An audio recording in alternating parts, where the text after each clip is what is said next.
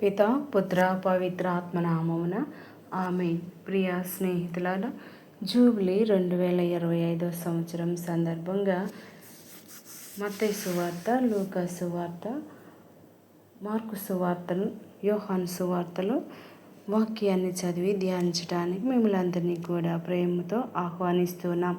ఇప్పటి వరకు మత్తయి సువార్త, మార్కు సువార్తను చదువుకోవడం జరిగింది. ఈనాటి నుంచి లూకా సువార్త 1-2 అధ్యాయాలు చదువుకుందాం. ప్రస్తావన: ఘనత వహించిన థియోఫిలు మన మధ్య జరిగిన సంఘటనలను వ్రాయుటకు అనేకులు ప్రయత్నించిరి. వారు రాసిన ఈ సంఘటనలను మొదటి నుండి ప్రత్యక్షంగా చూసిన వారి వలన, బోధించిన వారి వలన మనము విని ఉన్నాము. కావున అన్ని విషయములను మొదటి నుండి జాగ్రత్తగా పరిశీలించిన పిదప వానిని నీ కొరకు వరుసగా వివరించి వ్రాయుట సముచితమని నాకు తోచినది. నీకు ఎరుక చేయబడిన విషయములను గూర్చిన వాస్తవమును నీవు గ్రహించుటకై ఈ గ్రంథమును వ్రాయుచున్నాను. యోహాను జనసూచన, దూత ప్రకటన. యూదయ దేశపు రాజగు హేరోదు కాలమున అబియా వర్గంలోని వాడగు జకర్య అను అర్చకుడు ఒకడుండెను. అతని భార్య ఆరోను వంశీయులలో ఒకతియగు ఎలిజబెతమ్మ. వారిద్దరూ దేవుని దృష్టిలో నీతిమంతులై ఆయన ఆజ్ఞలకు బద్ధులై ఉండిరి. ఎలిజబెతమ్మ గొడ్రాలగుటచే వారికి సంతానం లేదు. ఇద్దరు కడు వృద్ధులు. ఒక దినమున జకర్య తన వంతు ప్రకారం దేవుని సన్నిధిలో అర్చక విధిని నెరవేర్చుచుండెను. ఆనాటి అర్చక సంప్రదాయానుసారంగా అతనికి బలిపీఠం చెంత ధూపం వేయు వంతు వచ్చెను. అతడు ధూపం వేయు సమయమున ప్రజలు వెలుపల ప్రార్థనలు చేయుచుండిరి. అప్పుడు ధూపపీఠమునకు కుడి ప్రక్కన దేవదూత ప్రత్యక్షమాయెను. దేవదూతను గాంచి జకర్య భయపడెను. అప్పుడు దేవదూత అతనితో, జకర్య భయపడకుము, నీ ప్రార్థన ఆలకింపబడినది. నీ భార్య ఎలిజబెతమ్మ ఒక కుమారుని కనును. అతనికి యోహాను అని పేరు పెట్టుము. నీవు ఆనందంతో ఉప్పొంగెదవు. అతని జన్మము అనేకులకు సంతోష కారణమగును. ప్రభు దృష్టిలో అతడు గొప్పవాడగును. ద్రాక్షారసమును గాని మద్యమును గాని పానము చేయడు. తల్లి గర్భముననే పవిత్రాత్మతో నింపబడును. అతడు ఇశ్రాయేలు సంతతిలో అనేకులను ప్రభువుగు దేవుని వైపు మరలించును. అతడు ఏలియా ఆత్మయు శక్తియును కలవాడై ప్రభువునకు ముందుగా వెడలును. తల్లిదండ్రులను బిడ్డలను సమాధానపరచును. అవిధేయులగు నీతిమంతుల మార్గమునకు మరల్చును. ప్రభు కొరకు సన్నద్ధులైన ప్రజలను సమాయత్తపరచును అనెను. అంతట జకర్య దేవదూతతో, ఇది ఎట్లు జరుగును? నేనా ముసలివాడను, నా భార్య కూడా వయసు వాలినది అని పలికెను. అప్పుడు దేవదూత, నేను గాబ్రియేలును, దేవుని సన్నిధిలో ఉండువాడను.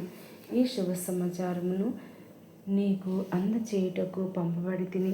నా సందేశము సకాలమున నెరవేరును. నీవు దేవుని విశ్వసింపనందున అది నెరవేరు వరకు మోగవాడవై ఉందువు అని పలికెను.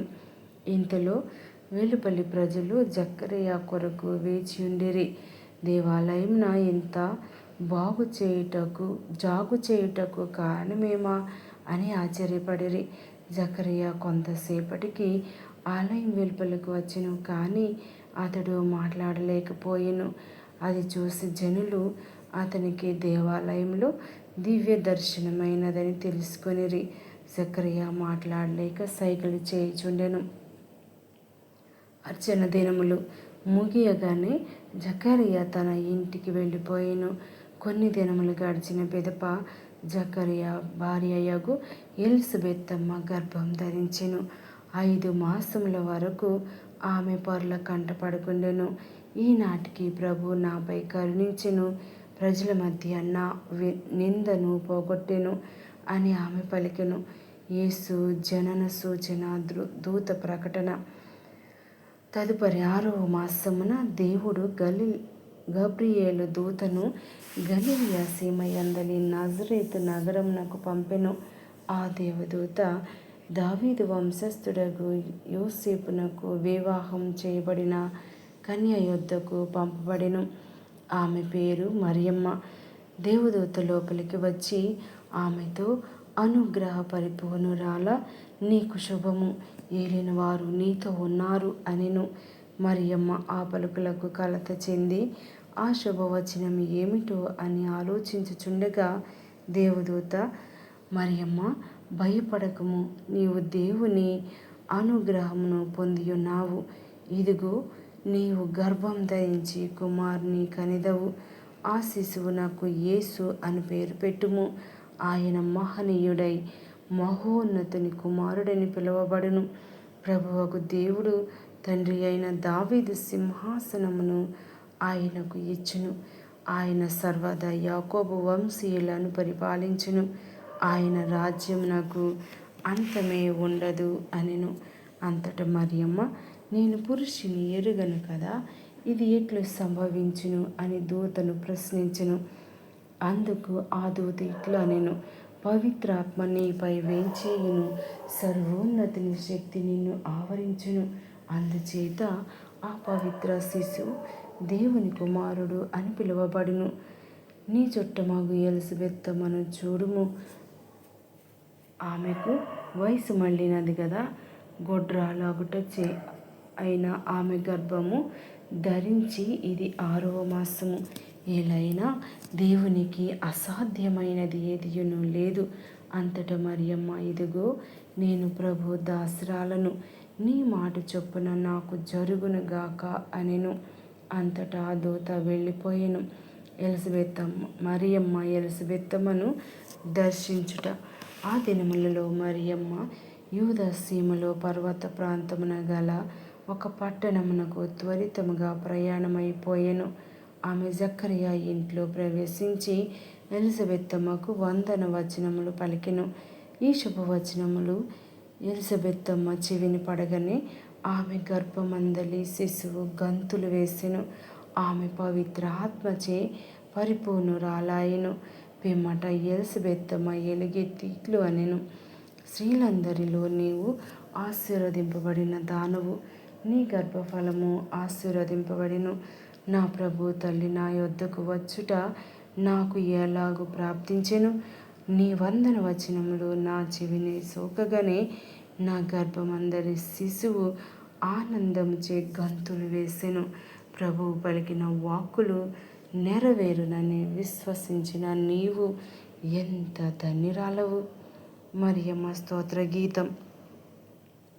అప్పుడు మరియమ్మ ఇట్లు పలికెను, నా హృదయము ప్రభువుని స్తుతించుచున్నది, నా రక్షకుడగు దేవుని యందు నా ఆత్మ ఆనందించుచున్నది. ఏలైనా ఆయన తన దాసురాలి దీనావస్థను కటాక్షించెను. ఇక నుండి తరతరముల వారు నన్ను ధన్యురాలని పిలచెదరు. ఏలైనా సర్వశక్తిమంతుడు నా ఎడల గొప్ప కార్యములు చేసెను. ఆయన నామం పవిత్రమైనది. ప్రభు పట్ల భయభక్తులు గల వారి మీద ఆయన కనికరము తరతరముల వరకు ఉండును. ఆయన తన బాహుబలమును చూసి అహంకారుల దురాలోచనలను విచ్ఛిన్నము గావించెను. అధిపతులను ఆసనముల నుండి పడత్రోసి దీనులను లేవనెత్తెను. ఆకలిగొన్న వారిని సంతృప్తిపరచి ధనవంతులను వట్టి చేతులతో పంపివేసెను. మన పితామహులకు అబ్రహామునకు అతని సంతతి వారికి తరతరముల వరకు చేసిన వాగ్దానం ప్రకారం తన కనికరమును బట్టి తన సేవకుడగు ఇజ్రాయేలునకు సహాయం చేసెను. మరియమ్మ 3 మాసములు ఎలిజబెత్తమ్మతో ఉండి పిమ్మట తన ఇంటికి తిరిగిపోయెను. యోహాను జననం. ప్రసవ కాలం రాగానే ఎలిజబెత్తమ్మ కుమారుని కనెను. ప్రభువు ఆమె యందు గొప్ప కనికరమును చూపెనని విని ఇరుగు పొరుగు వారు చుట్టములు ఆమెతో కలిసి సంతసించిరి. 8వ నాడు ఆ శిశువునకు సున్నతి చేయవచ్చిరి. తండ్రి పేరు అనుసరించి జకరియా అని పేరు పెట్టదలచిరి. కానీ బాలుని తల్లి వారితో, అట్లు కాదు, యోహాను అని పేరు పెట్టవలెను అని పలికెను. అంతట వారు, మీ బంధువులలో ఆ పేరు గలవారు ఎవ్వరునూ లేరు కదా అని శిశువునకు నీవు ఏ పేరు పెట్టగోరుచున్నావు అని సైగలతో తండ్రిని అడిగిరి.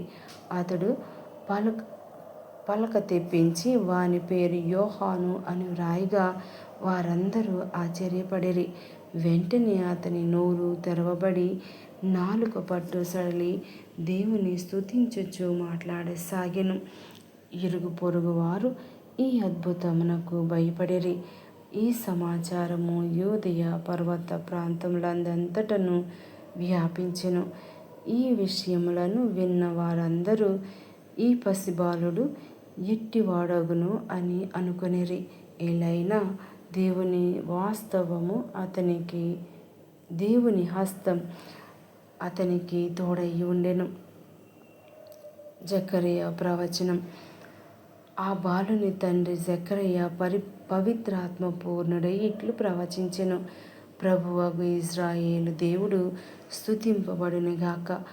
ఏలైనా ఆయన తన ప్రజలను చేయూతనిచ్చి వారిని విముక్తులను చేసెను. తన సేవకుడకు దావీదు వంశమున మన కొరకు శక్తి సంపన్నుడైన రక్షకుని ఏర్పరచెను. తరతరముల నుండి పవిత్ర ప్రవక్తల మూలమున ఆయన తెలియజేసినది ఇదియే. ఆయన మనలను శత్రువుల నుండి రక్షించుటకు, మనలను ద్వేషించు వారి నుండి తప్పించుటకును రక్షకుని అనుగ్రహించెను. మన పితరులను కనికరముతో చూసెను. తన పరిశుద్ధ నిబంధనను స్ఫురణకు తెచ్చుకొనెను. మనలను శత్రువుల బారి నుండి విముక్తులను కావించి నిర్భయముగా ఆయనను సేవించినట్లును మనం జీవితాంతము పవిత్రులముగా నీతిమంతులుగా జీవించినట్లును చేసేదనని మన పితరుడైన అబ్రహాముతో ఆయన ప్రమాణం చేసెను.